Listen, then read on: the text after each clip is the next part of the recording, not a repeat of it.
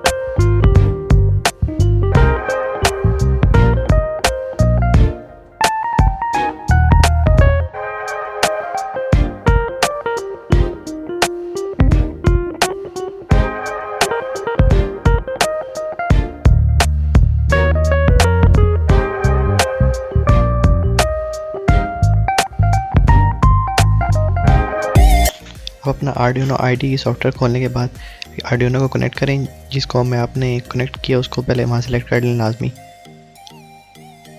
उसके बाद ये जो लाइब्रेरीज़ हैं ये सारी आपने इंस्टॉल करनी है। इसके बाद आप जो पिन है ना आप अपनी सेलेक्ट कर लें, जो भी आपने मतलब कि पिन सेलेक्ट करनी है। मैंने यहाँ पिन डिफ़ाइन की हुई है अपनी सारी, वाइब्रेशन सेंसर हो गए, जीपीएस मॉड्यूल हो गए, जीएसएम मॉड्यूल वगैरह के सबकी जो है ना पिन मैंने डिफ़ाइन अपने तरीके से की हुई है। आप अपनी चेंज भी कर सकते हैं।